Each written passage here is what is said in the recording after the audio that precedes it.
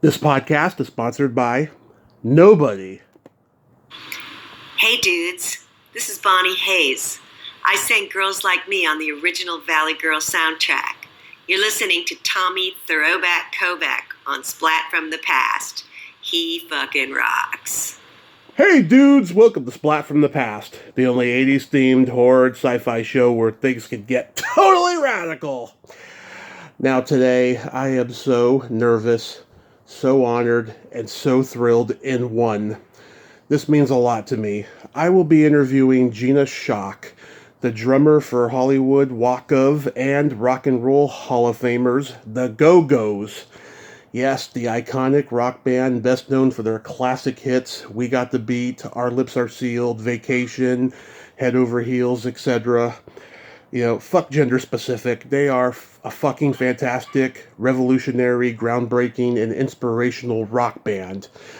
I still feel like I'm that 11-year-old boy watching their videos on VH1, the big 80s. Back in the day, I am the luckiest fanboy in the whole wide world, and I owe it all to my creator. Gina has a coffee table book out called Made in Hollywood, which has a huge collection of Go-Go's pictures that she's kept over the past 40 plus years. This is a great fucking way to kick off hot August summer. Okay, I need to pace myself. Take deep breath and count to 10. So yeah, here is my interview with Gina Schock. Hey Gina, welcome to the show. How are you today? Oh, just my head is spinning, but I'm okay. There is always so much, Tommy, there's always so much going on every single day, and I'm like, oh, my partner and I, one day, are just trying to organize everything and get my schedule straight. It's just seems to get more and more fuller it's great, it's all good, but it's a little overwhelming sometimes. Oh, I totally get it. First off, I have to say how much this means to me because when I was 11, the Go-Go's came out with The Return to the Valley, and my family had just gotten VH1, and I saw the Go-Go's videos on the big 80s. So the Go-Go's have been rocking my world for 28 years, and I thank you so much for taking the time. That. Yes. You know what? It's a good world to be rocked in. Yeah, good for you, darling. And thank you for loving the band. And it's always, I gotta say, it always feels good when I hear a story like what you just said to me. It still makes me feel really good. It never gets old hearing that kind of stuff, Oh, absolutely. Just to think that you left an impression on somebody in some way, and a positive impression. It's very cool. Very cool. So let's start with Made in Hollywood All Access with the Go-Go's. This is a coffee table scrapbook of photos you've collected and or taken over the years in the band's history, and it's full of essays. What sparked this project for you? Well, I had been wanting to do a photo book for decades, and the thought every time I wanted to really get to it in earnest, I felt completely overwhelmed. How am I going to get all these photos together?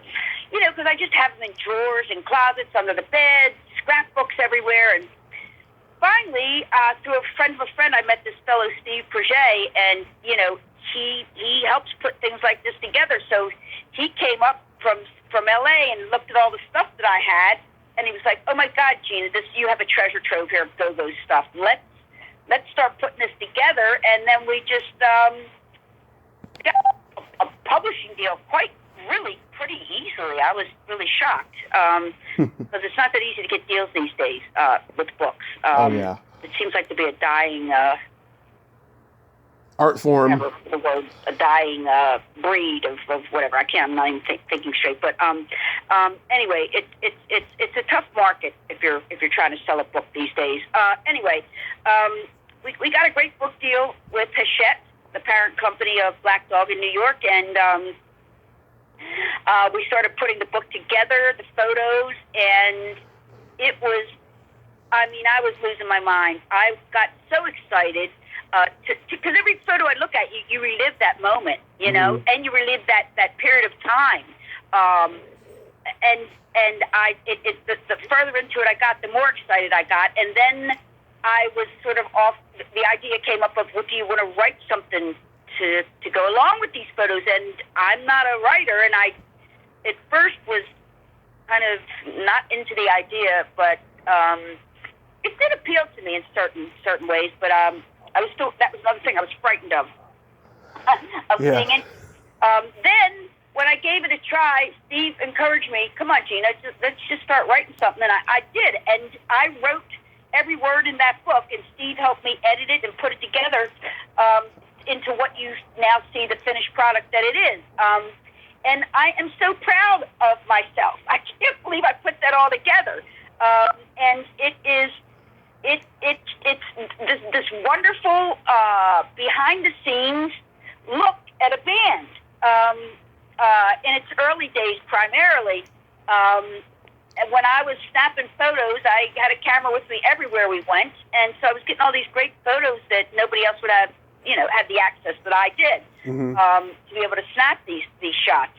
And so Made in Hollywood was the outcome, and I love it. I love it. I mean, I could, Tommy, I could start another book today. Yeah. That's how much I have. I still have tons of stuff left. Tons of photos, tons of ephemera. I mean, it's a lot. I save everything. I'm not a hoarder, but I do save stuff because everything to me, I pick it up and I can remember it. And it was all good things, all good times, all things that I had only ever dreamed of happening to me were happening. And when I pick up a photo or I pick up a tour book or something because I saved every tour book from every tour. I saved every laminate pass. I mean, the list goes on. And so it's pretty neat to relive all that when I pull it out and show it to my friends or just for me looking through stuff. Yeah, how long did it take to compile the book? It took about a year to get everything together and finished up.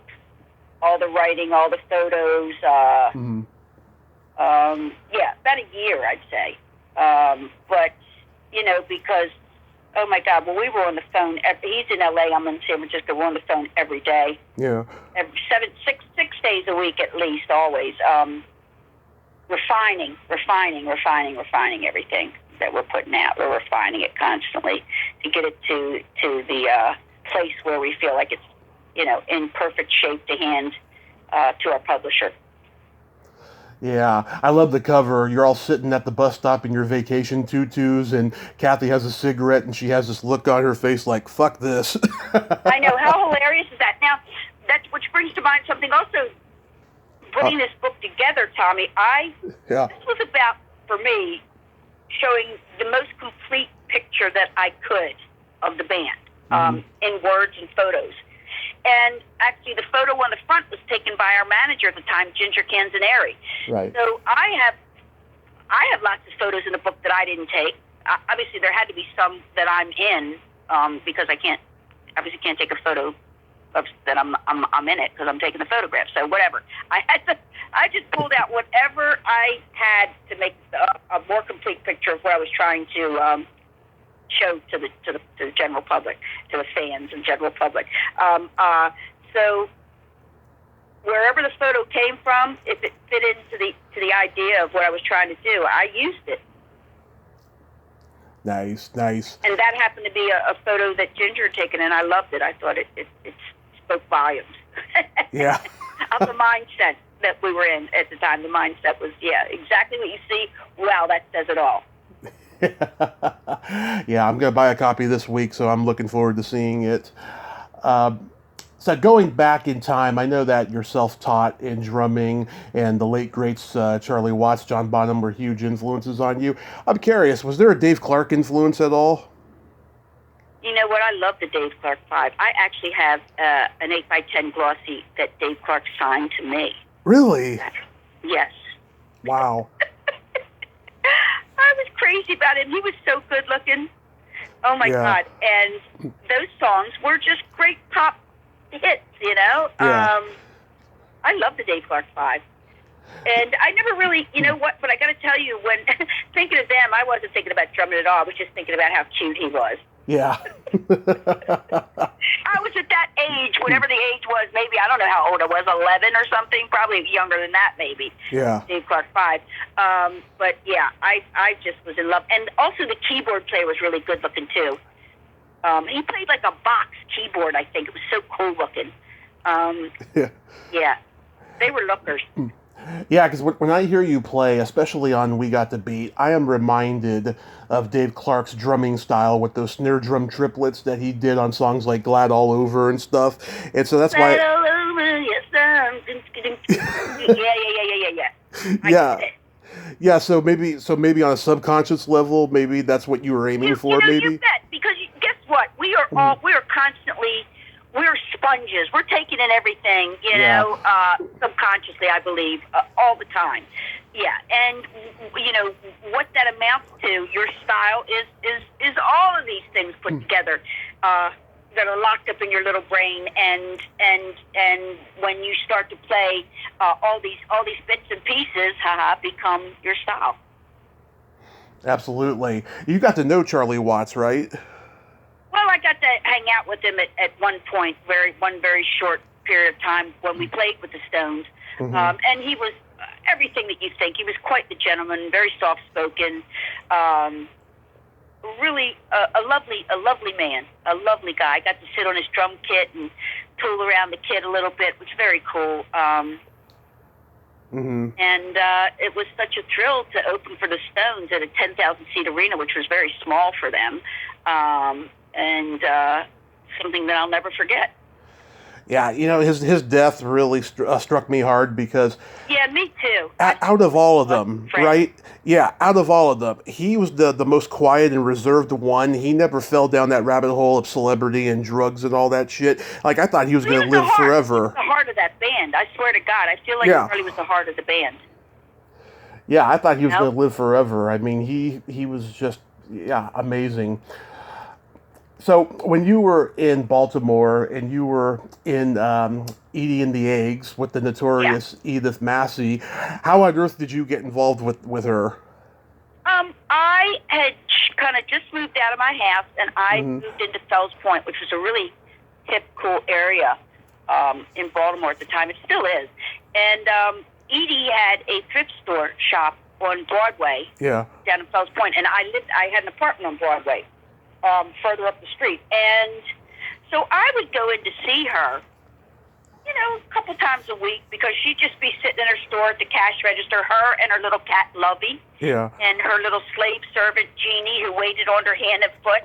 Jeannie looked like a witch. She was wild looking, but God, she loved Edie.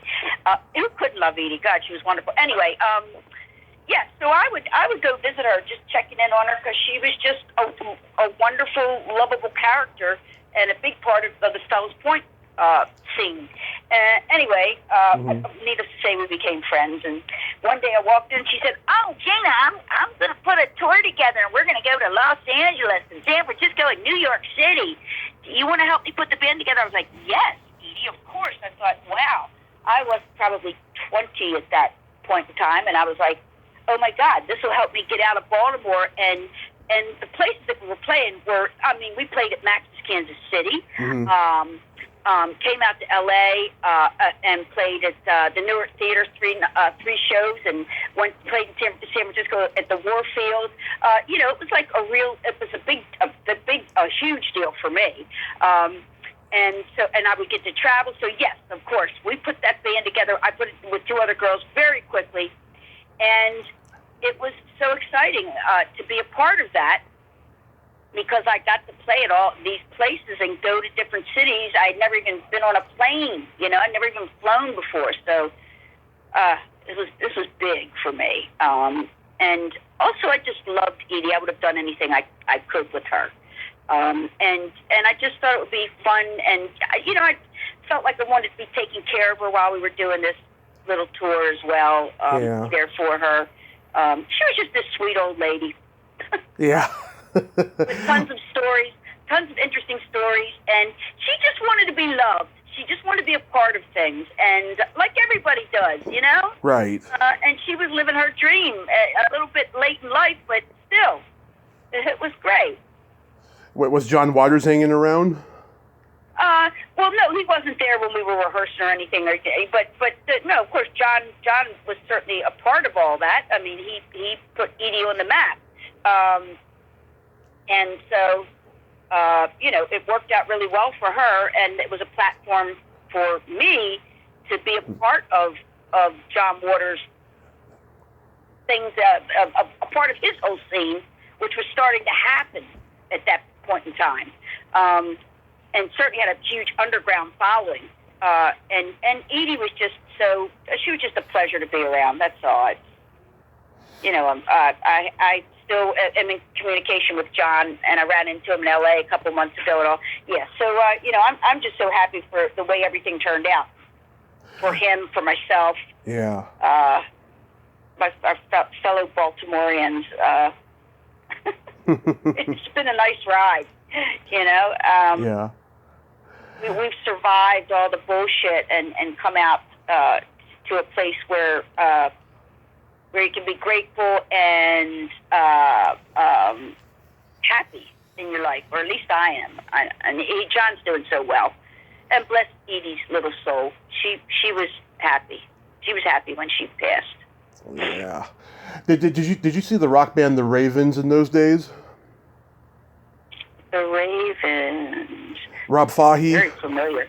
Huh? Yeah, Rob Fahey is the lead singer. They did that song, Raised on the Radio, just an all-American boy.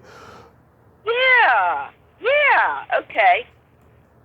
Yeah, they probably started right around that same time in Baltimore.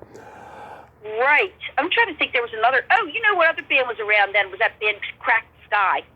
Oh, okay. Remember them? Yep. Cracked Sky. They kind of had a hit single, I believe. Now, in 1979, you drive to L.A., you meet the Martin twins, and then that's when the journey to the Go-Go's begins for you. Yeah. Right. That was when I first went to L.A. in '78 with Edie. That's when I first met Steve and Doug, and when I left, I'd become good friends with them, and when I left to go back to Baltimore, Steve was like, Gina, you got to go back, and you got to come back out here, and you're really a good drummer. You need to come back, and I'll help you. And he did. I just went back to Baltimore and saved my money, got myself together, and drove out to L.A. And Steve started taking me all around to all the different clubs to see various bands. To get a really good flavor of what was going on in LA at the time musically, and during that period, I joined a couple of different bands, but it wasn't where I wanted to be. It was just I was biding my time. It was sort of like, okay, we'll see. At least I get to play until I find a band that I really want to be in, and then I saw the Go-Go's play, and I loved them. I thought they were having such a great time. And they weren't, the thing that they really gave to me, a big gift, was like, don't be so serious about everything playing, because I was ridiculous. Everything had to be perfect. Well, it kind of has to be kind of on the mark when you're playing drums, because it's about keeping time. Yeah. You can't mess with that. But anyway, I was way too serious, and I was like, wow, look at how much fun they're having on stage now. They're interacting with the audience. And I love that. And they were a little rusty, but I felt like they had something there. And so I later, after seeing them, I was sort of very interested in maybe working with them. And I met them, three of the girls, at Steve's brother's house, Doug, at a party, because he lived in Venice. So I met them there at a party. A big party he was having. Everybody all hung out. During the punk scene, everybody knew each other, and we're all hanging out together. And so when Doug had his party, it was like, it wasn't a big scene, but it was very inclusive. Everyone knew each other. It was a very cool thing that was happening, and everybody wanted to be a part of it. Anyway, Doug had one of his parties, and three of the girls showed up. Doug introduced me to Margot, Jane, and Belinda. and they told me they were looking for a drummer, and I said, "Oh, I'm looking to be in a band anyway." They came over the house that weekend. We played a couple songs, and that was it. I knew that I was, this is where I was destined to be. This band, Mm-hmm. it was a perfect fit. It was joyful to play in that band. I could play whatever I wanted to play. They were just excited to be finally. I feel like playing with someone that I think could elevate the band, the musicianship, and so that's how it kind of worked out. I just had this crazy, very serious work ethic of all I did was rehearse all the time. That's what I wanted to do, and sort of got everybody on board with that idea, and it paid off. Everybody got way better at their instrument, thereby becoming better songwriters, and it just sort of all unfolded the way I would have only dreamed. And for yeah. And for everybody out there who may remember, the Martin twins were those two twins in Fast Times at Ridgemont High. Yeah, they can't decide what they want to eat, so they walk out of the seafood restaurant that Judge Reinhold works at. Yeah. I remember. I think they were in that film Hudsucker Proxy as well. I think they were in that. Oh, the Coen Brothers movie. Yeah. Yeah. I feel that they were. Yeah. Yeah, I've talked to people, like Nicole Panter and Pleasant Gaiman, and they've told me that just how crazy that LA punk scene was. There was no boundaries. You were all just living on the edge and having fun, and just giving the finger. Tommy, just like you're supposed to be, man. At that age, that's the things you're supposed to be doing. We were having the time of our lives, and kind of out of control, but that's the way it works when you're that age, as far as I'm concerned. Yeah, I mean, giving the finger to the establishment, saying, we're cool, we're baby boomers, we're cool, yeah. And we all had each other. Yeah. It was a wonderful scene. The camaraderie was off the fucking charts. It was a beautiful time for music and for that particular scene that was happening, the punk scene, to be happening in LA, and also sort of, there were so many great bands coming out of that time period, and it seemed like the music scene was exploding in LA, and it was a great time to be there. Did any of your contemporaries feel resentful when you girls shifted away from punk and became successful at pop? I think initially it was a little bit of like, oh, they fucking sold out. Yeah. But in our minds, it's like, well, certainly in my mind, I was like, I didn't come out here to fucking play in clubs for the rest of my life. I want to be in a band that becomes hugely successful. I want to play in big arenas. I mean, that's what I want to do. That's part of what I want to do. And I want to make records, and I want a lot of people to see us play. And so I just thought, I don't care what anybody thinks. I mean, there's going to be some jealousy involved there, but, too bad, man. That's all I got to say. Oh, yeah, absolutely. Did you get to play CBGB in New York?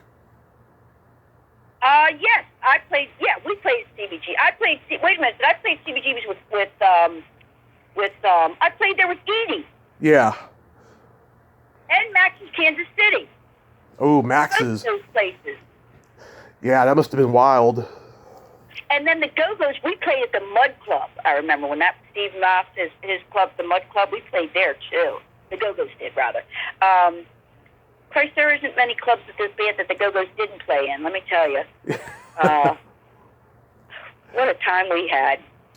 In 1980, you got to be in a very underrated concert movie called Urge a Music War. That was kind of like, the new wave and punk of Woodstock. I mean, that must have felt great to be in a concert movie. Yeah, we were very excited about it, because Miles Copeland put that together, I believe. And he was the head of our record label, and so we were really pleased to be a part of that. That's a really cool little documentary, Yeah. Yeah, I'd forgotten about that, so you just now brought that up. But Urge was very cool. I'm glad we got to be in that. Oh, yeah, it had The Police, Oingo Boingo, Devo, Peru Ubu, a lot of great bands. X was in it. I mean, it was a fantastic movie. And they were shooting everybody at the whiskey, I believe. Yeah. I think so. I think was playing. Yeah. I think a couple of people were in England too. Oh, was it? Okay, may have been. I haven't seen that. You know what? I'm gonna pull that movie out and revisit it now that you brought that up, because I haven't thought about it in ages. But that was a really cool film.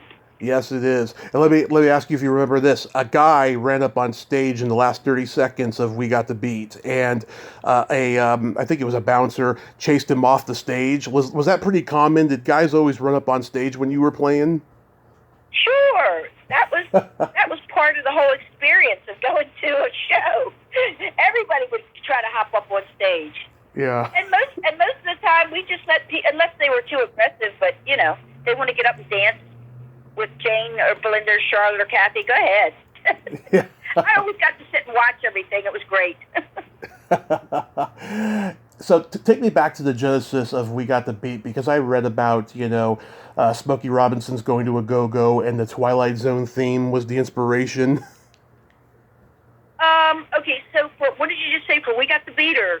Yeah, that Smokey Robinson's Going to a Go-Go and the Twilight Zone theme were the inspiration. Oh, for Charlotte to write that song? Yeah. Yeah, I believe so. I think she was kind of high and watching the Twilight Zone and started writing the We Got the Beat. And she brought it into a rehearsal, and when she started playing the chords and singing the melody, that drum beat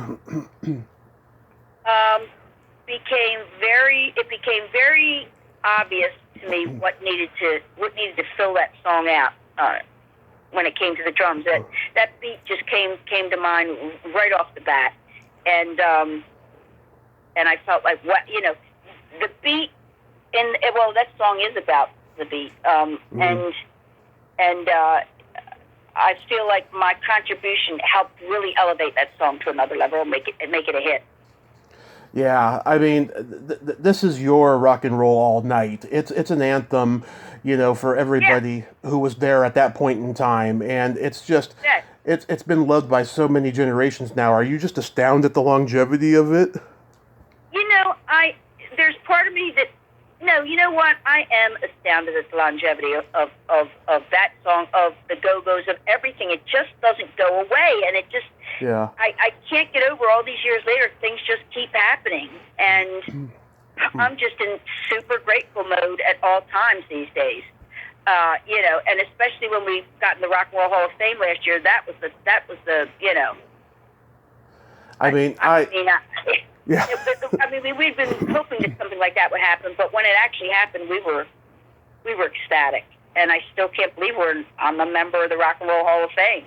I was just ecstatic too. I was just like, oh my God, that is just so amazing, because I'll tell you, that era of music got shit on by a lot of, people who grew up in the 60s and 70s, and a lot of the critics. I didn't think that, a lot of that era would ever be played on classic rock radio, but now it has, and I'm just so happy, because that's the music I grew up on. I love it.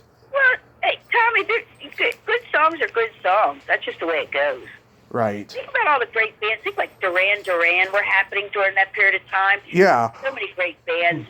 That still are doing specials, Madness, you name it, man. There's so many great bands from that. I mean, I can't get over the Soft Cells touring now. That's wild, right? Yeah.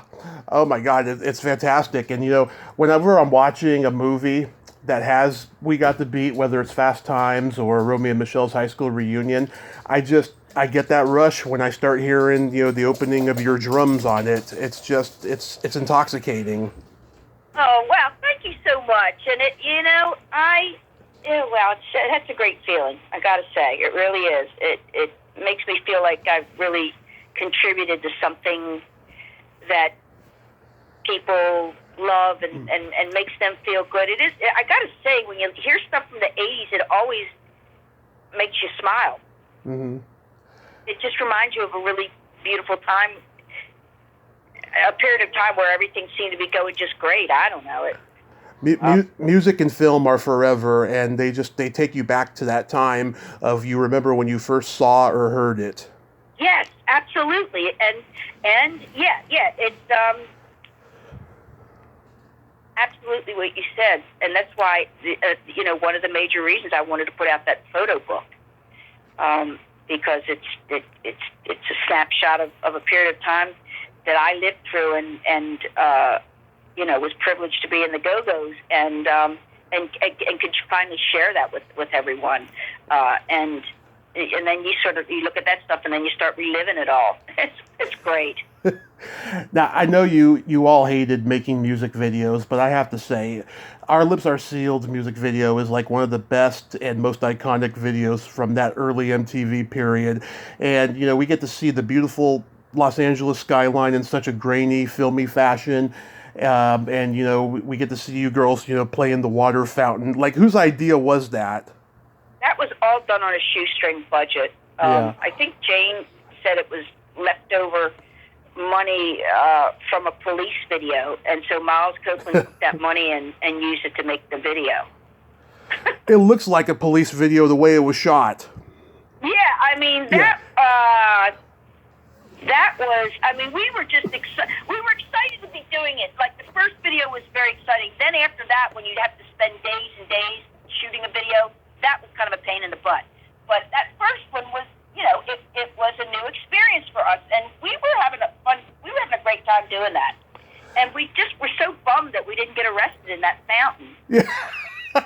I love how the first four jump in and you stand there like, I don't think I want to jump.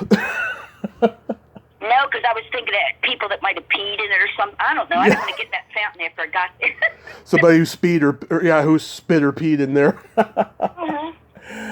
Yeah, I didn't want to get in there, but I gave in. Oh, that is so awesome. When you girls did Vacation, like, who came up with the water skiing motif for both the album and the video? That was our manager, Ginger Canzaneri at the time. Ginger, graphic designer. Mm-hmm. She's got fantastic taste in everything, and she was guiding us through that period, and great visuals always. And she had a postcard from an old postcard from somewhere in Florida. These girls on water skis, and she brought that idea up to a couple friends of her. It was Mick Haggerty and CD.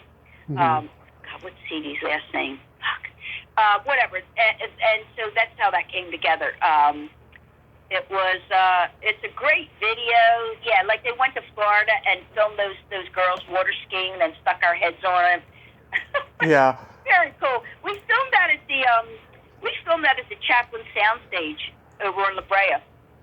Yeah. Where A&M used to be. Oh yeah, God, that must have been like when Christopher Reeve was Superman in front of the screen. It must have been torture. Well, by the time we got in front of that blue screen, we were really loaded. We'd been there all day. That was like 12 hours into it. That was the last bit that we had to do, was get on those pretend to be skiing. Mm-hmm. So when we're sort of wobbling all around, that was kind of how we were, really. We drank a lot of champagne and indulged in other party favors, and we were having a good time. Yeah, you look a little too happy for your own good there. yeah, it was good though. We deserved it. We've been there at least 12 hours, for Christ's sakes. I have a button-down licensed Hawaiian shirt of the album cover, and I cherish it. Really? Yes. That is so cool. I bought it off some website about a year ago, and I've loved it ever since. I'm going to take good care of it. Yeah, I wonder who made that. That's cool. Yeah, it's a website that has a lot of button-down shirts of album covers of like everybody you could possibly think of. I also have one. Yeah, I also have one of the Beatles' Hard Day's Night album and couple. Oh my God, that's the first time I've heard about this, Tom. I haven't seen or heard of any sort of shirts that were like people were making like this. Yeah, if I find the link in my bookmarks, I'll send the link to Wendell. Yeah, you can take a look. Sort of designs on button downs. No, it's always just T-shirts, you know. Yeah. Oh, they have T-shirts too on there. But the button down shirt, I haven't seen that. Yeah, I thought it was pretty cool. Mm-hmm. The Head Over Heels video was fantastic too. I love all those elaborate 80s colors on that sound stage you were all on. And you seemed like you were having fun. Charlotte playing that piano, she reminds me of that Muppet Rolf when he plays piano. She's just being really jovial and stuff. That was, Doug Martin directed that. Oh, yeah? Yeah. Head Over Heels is Doug's little thing. That was actually a big budget video. We had a good time shooting that too, and it was nice to be working with your friends. Well, they were all our friends. Oh, and CD's last name was Taylor. It was C.D. Taylor. Yeah. C.D. Taylor. Yeah, for some reason I was going to say C.D. Martin, but it's C.D. Taylor. No, C.D. Taylor. Actually, because I got in touch with him with the when I was doing the book about using a photo. Nice. And he's doing well. I have a friend who takes credit for putting the Go-Go's on TV for the first time. And what show would that be? Because I'll tell you if it's right. Go ahead. No Holds Barred. You're right. That's absolutely right. And who's the friend? Came on like 12 o'clock at night or something. It was like, yeah, go ahead. Yes, and who's the friend? Who? I don't know. Who? Donna Kaufman. Donna Kaufman? Yeah, she was Paul Rubin's manager at the time. Oh, I'm friends with Paul still. Yeah. Oh my gosh. She is not friends with Paul. She could not stand him, but she said a lot of good things about the Go-Go's when she saw me advertise that I was going to be talking to you today. She probably knew Ginger, and, that's how that came together, because Ginger was managing us. Mm-hmm. And so I'm sure that's how that happened. I remember No Holds Barred. That was pretty low budget, but we did it. Yeah. Very low budget. Yeah, you wore a black T-shirt with a skeleton on it. Oh, my friend Rila made those designs. Yeah. Mm-hmm. Yeah, that was cool. Tell me about American Bandstand. That must have been surreal because that show was so iconic by that point. Oh, you know what, Tommy? We did so many Dick Clark shows. Yeah. What a great guy he was. He was a lovely man. Yeah. He supported music like he was real about that. Mm-hmm. He was very real about his love of music. And Dick was especially fond of the Go-Go's, and what a lovely, lovely man he was. I was sad when he passed. He was like, every time I'd see him, I'd be like, Dick, you don't age. You look the same all the time. You know what I mean? He always looked great.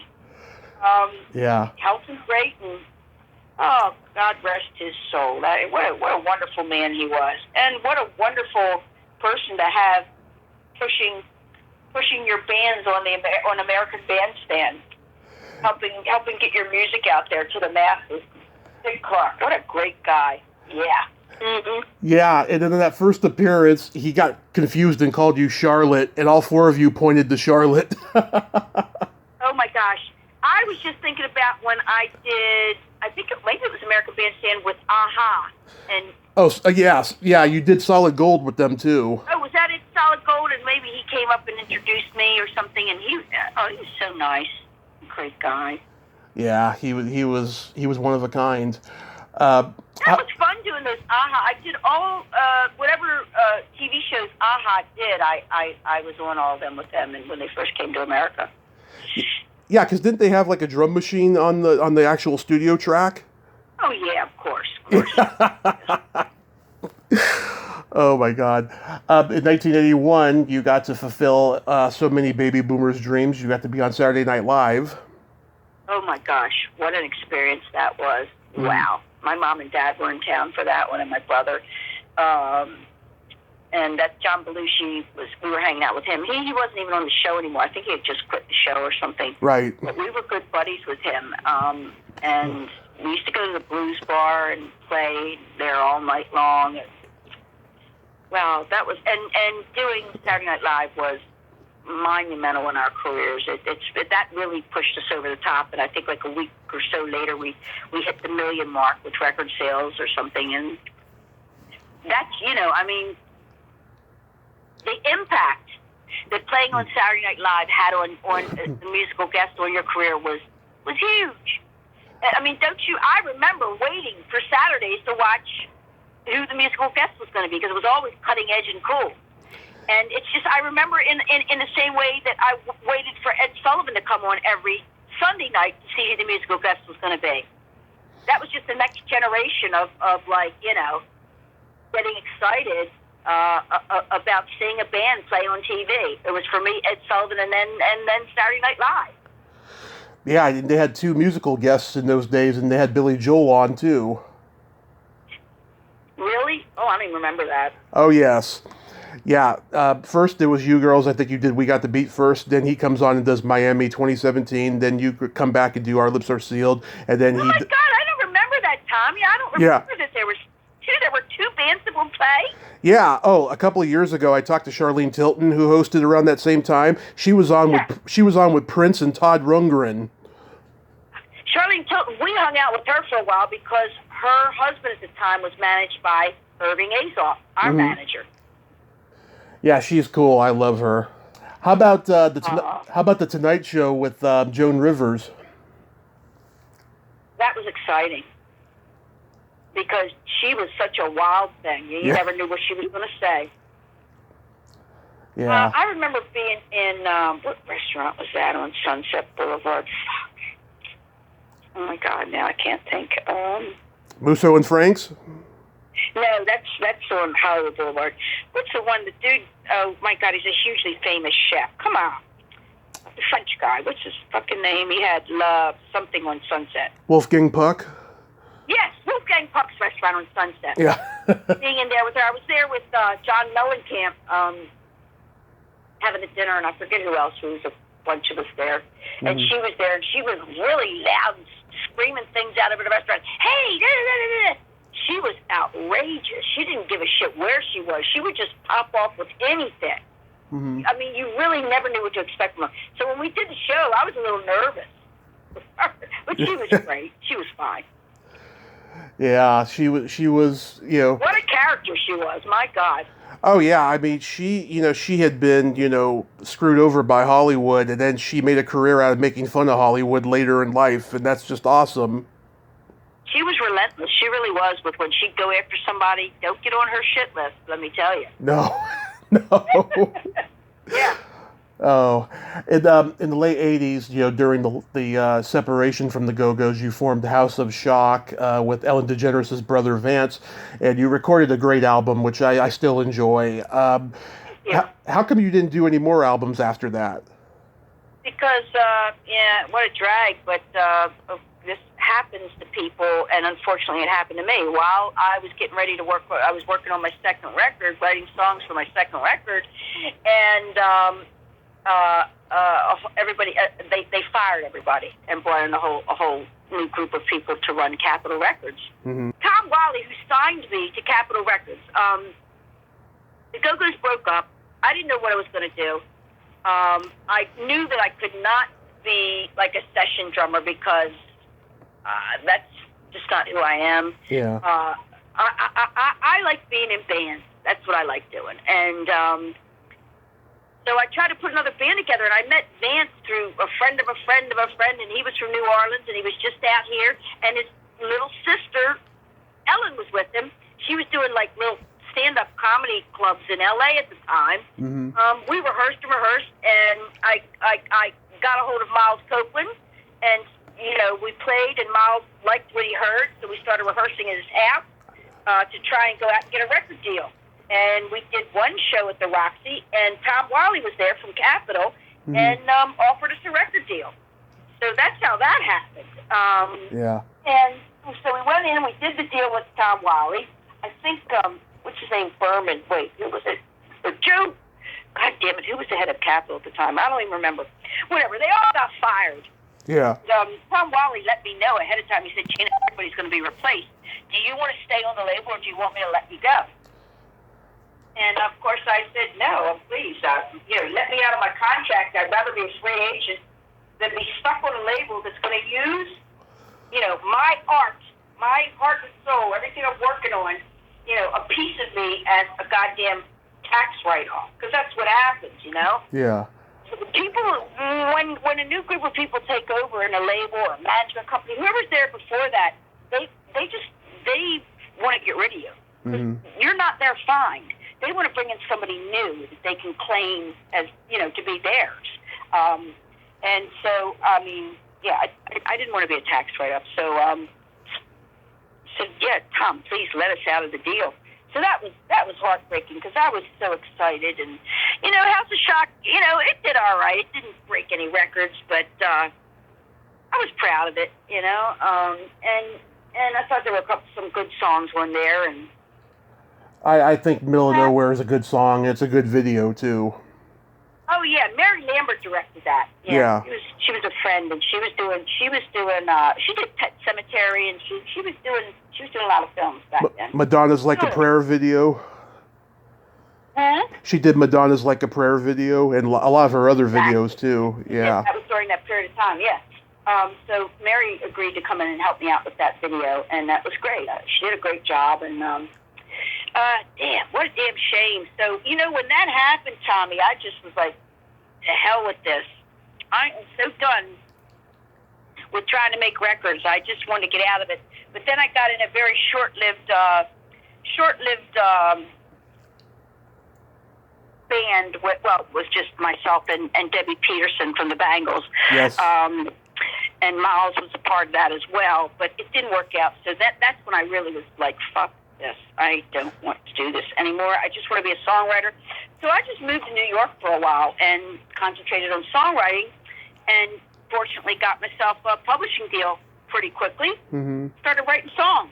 Right. And I did that for a while. And then when I came back, I put a band together. I mean, it's terrible. It's an addiction. I can't stop it. It's just got a hold of me. It's terrible. Yeah. But I love it.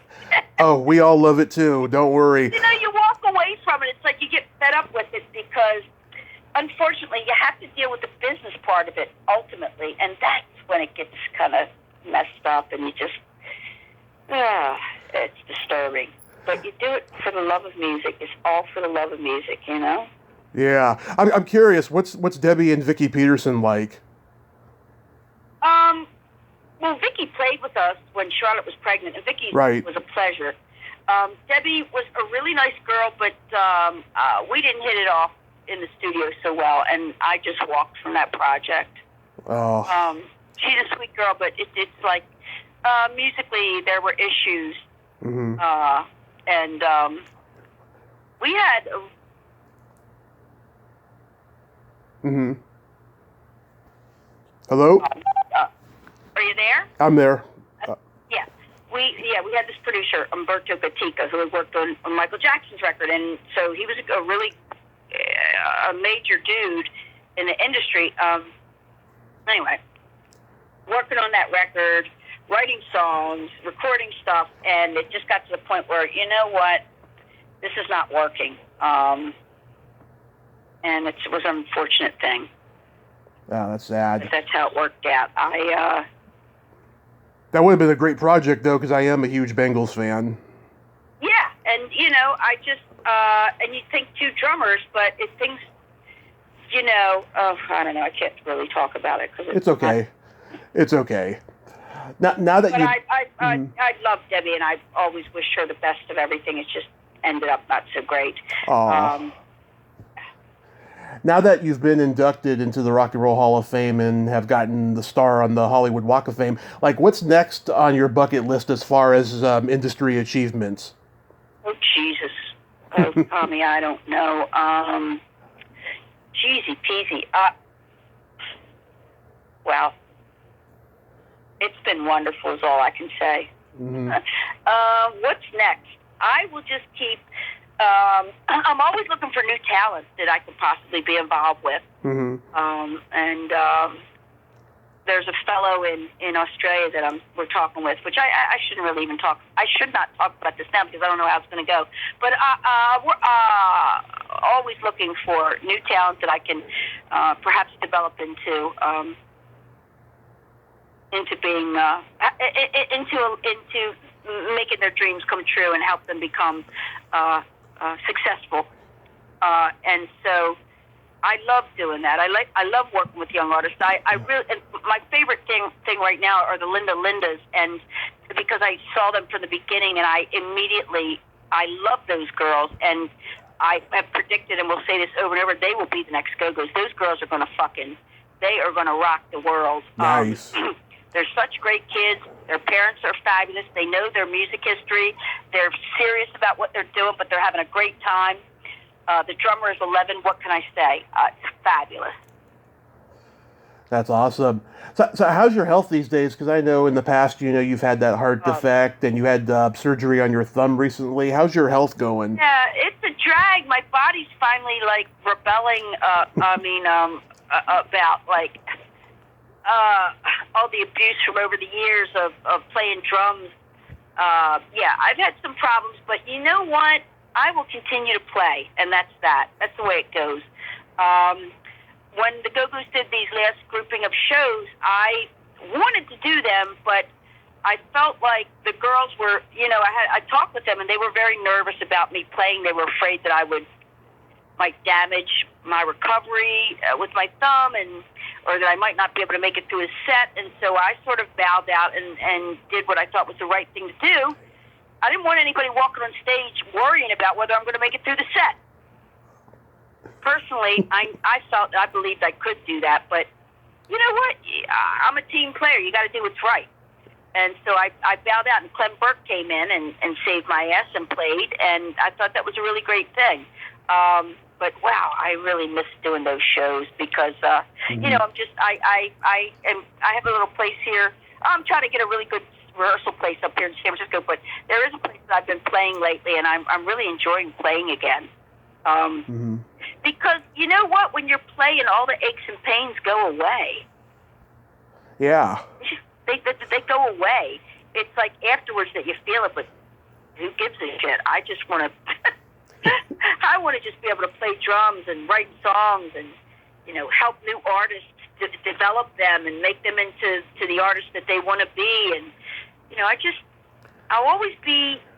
music will always be a part of my life. I just can't get away from it because it moves me. It excites me. It's part of my fucking DNA, man. It's what I do, and I love it. And I'm grateful that I've been able to have a life where I can make a living out of doing what I absolutely love. That is just so marvelous, Gina. It really is. So Wendell told me you two are going to be doing New Jersey ChillerCon in October. Yeah, I've never done anything like that, and so I'm looking forward to it. I hope that I like it. I hope I don't hate it, but it should be fun. I get like all freaked out about doing something. Then when I actually do, it's like, oh, that was all right. That was kind of okay. So I think I'll probably enjoy that. And then we're going to do I think we're going to also do an exhibit of my photos at Morrison Gallery in New York City during that period of time as well. Nice. And some book signings here and there, and, just continue to do what I love to do. And I hope finding the photos and the music and all just makes sense. Well, I hope the signing does go well so you can get booked in California Con so I can come meet you. Yeah, I'm going to do, I think we're going to do, but this is far for you. We're going to do something, a book signing in Palm Springs, and also do a photo exhibit, I think, as well in Palm Springs. Nice. We've been putting it off because, COVID screwed everything up. So, yeah. Cheesy peasy, for a couple of years I've had to put things off, and now I'm all trying to squish them all into into a period of time where we're going to have to, things will be spilling over into next year because I can't, get it all done in a month or two. Do you think the UK tour with Billy Idol will ever happen? Probably not. Oh, it's sad. The UK is, I really miss doing that, but that's sort of Belinda's territory. She likes to do her solo stuff in the UK. Yeah. And it's kind of a drag for us, but what are you going to do? I mean, we're all in the business of this band, and we do what we have to do. And Penny, killer girl, my killer. Yeah, so she's on tour over there right now. So, and she's having a blast as far as I can tell, and doing really well. So good for her. That's awesome. Yeah, it's funny. I knew Belinda's solo work before I knew the Go-Go's, and so Oh, really? Yeah, and so when I first saw the Go-Go's and saw her playing in them, I was like, wow, this music is far different from her solo work, even though Head Over Heels kind of hinted that she would go in that direction when she went solo, you know? Mm-hmm. Yeah. Um, yeah. Like Mad About You was a song that we were going to do on the next record. Mm-hmm. This record. Yeah. And so Rick Knowles knew exactly what to do with Belinda, and he did a great job. Great producer. Yeah, very, very talented guy, I have to say. Yeah, great songwriter, great producer, and a nice fellow. And, you know, Belinda fell into that, and she made the right choices. So the gallery shows, do you know the exact dates? Oh, geez, I don't. Wendell knows more about that. He sort of handles all that sort of stuff, and then I get my schedule and figure out, you know, and then I do what I need to get done. And but I'm enjoying all this, Tommy. I'm glad. That's the one thing to do in life is enjoy things, because it's it's counterproductive to be negative, you know. After all the years, I'm sorry, babe. Go ahead. What were you saying? I was gonna say it's counterproductive to be negative. You just got to enjoy life. No, I know. It's like, yeah, you know what? I'd much rather Belinda be over here and doing shows with the Go-Go's. But you know what? She's got to do what she's got to do, and so that's cool. It's the way it goes. There's always things that you wish would work your way or for the but you have to be honest with yourself and also be supportive of the people in your life. Right. And you know, and Belinda having her career in the UK is good for her. She worked hard. She deserves everything she gets. I might not agree with her all the time, but I do love her at the end of the day, you know? Absolutely. She's your rock sister. Well, we're family. And you know what? We fight like goddamn cats and dogs, but that's because we're family. And you know how that goes. Sure do. But at the end of the day, we'll always be there for everybody in this band. This is my family. I know that.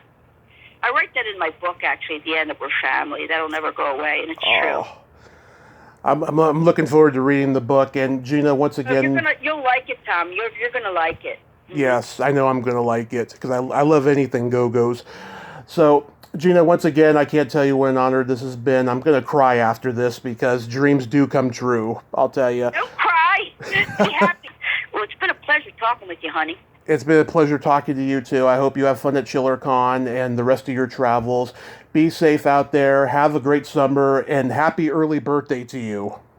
Thanks, sweetheart, and I hope to speak to you again, okay? I hope so, too. And you have a great night, because it's almost nighttime. All right. Thanks, Tommy. Take care, baby. Take care. Bye-bye. Bye, hon. Well, there you have it. Gina Schock. Ain't she a sweetheart? Oh my God, she is just so real. She is the real deal.